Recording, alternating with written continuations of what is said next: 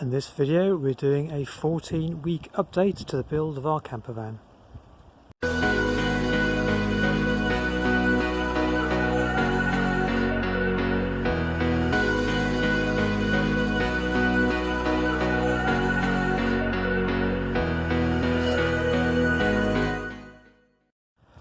Okay, 14 weeks in.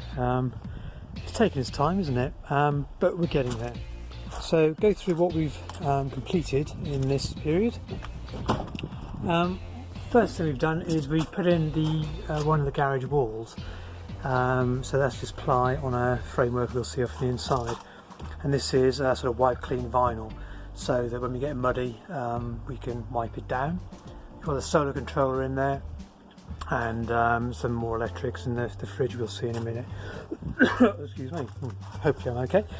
We've also got the gas locker in, and now this is going to be very tight because this is the toilet cassette exit, but this is now in permanently. We can access this with the toilet in, and in here we just temporarily put in a calor cylinder. We're going to have refillable, but at the moment we're just testing it on this.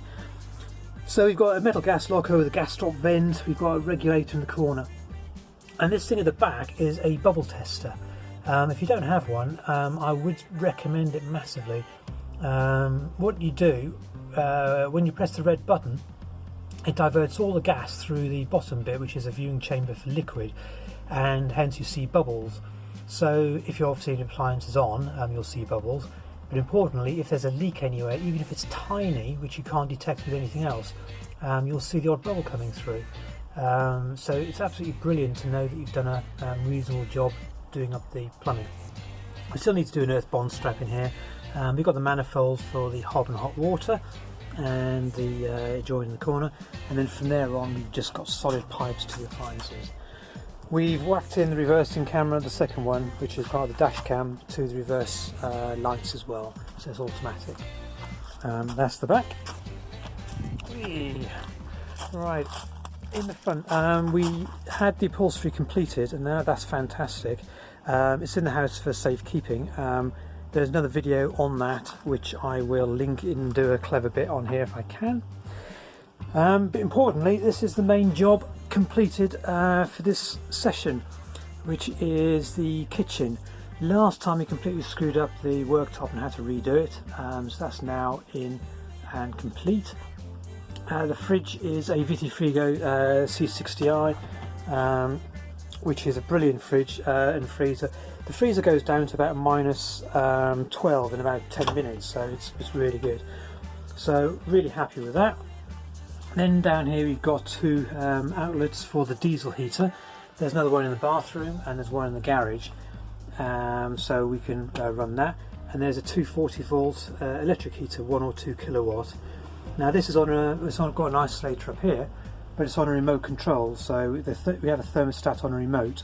We can say we want it on 20 degrees, and then it'll cut in and out via a sort of plug on the back. So that's that.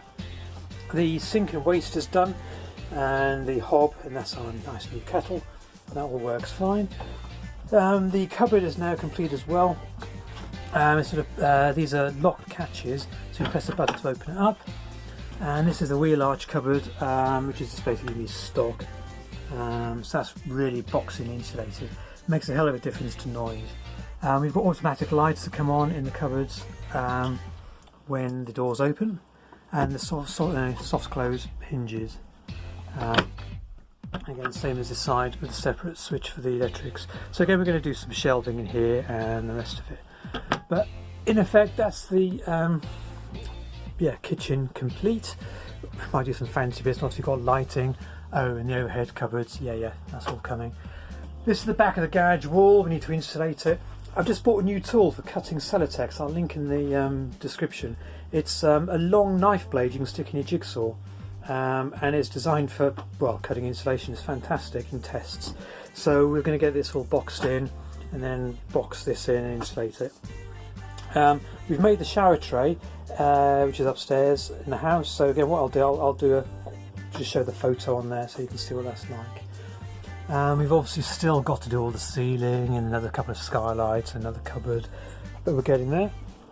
And the other thing we did, which I forgot to mention, so hence I'll try and cut this in somewhere, is if you look on the forums, this sliding rail is a weak point on the van. What happens is as you open and close the door, this knocks on it and you end up getting rust underneath. So when this comes off, and then you end up with a big rust problem. Now a lot of people don't know that, and they build the furniture around it and it gets a bit stuffed.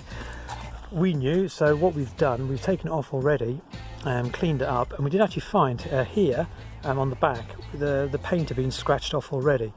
So yeah, there was a rust problem in a few years' time. So what we've done is taken it off, cleaned it up, and put on some helicopter tape on the back of this bracket and a couple of layers here, so it won't be metal on metal, it'll just be plastic on plastic and won't rust through to the metal. We've just run a bead of sealant just on the inside, the top rail and inside. So in the back you can see where the nuts come through. So you can see them there. And again, you can see on the other side there's a bit of squidge, there's just some Deca seal, so we can get them out if we need to. Clearly that side's not finished. And what we've also done, you can probably see if you look at the build photos, is in the back of the locker, this panel at the top is removable. So if I remove those nuts, this little panel here drops down, and then we can access the nuts from the outside. So if you ever need to take the rail off, we can without any hassle at all. So something to consider if you're building it. So I hope that saves somebody a pain in the future. Finally, under the van, we've got a bracket here. I was going to paint it black, but I've run out of black paint, but I will. And we've got the waste tank under here. So there's a caktanks 60 litre waste tank with the connectors at the back. So what we're going to do is the waste is going to come through. We're going to have a dump valve here coming out.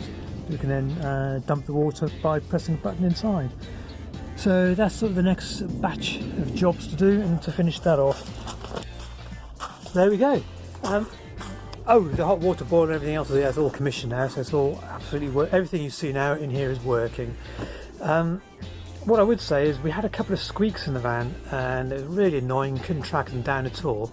Since we've screwed everything, I mean this is now really tight, solid, and the walls sort of solid as well.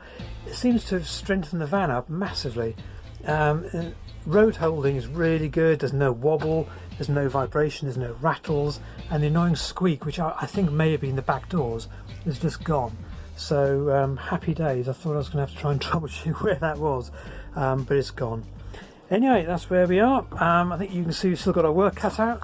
Hopefully bathroom and ceiling, and maybe a few skylights if the weather holds over the coming weeks. Anyway, I hope that's interesting. Any questions, let me know. Cheers, bye.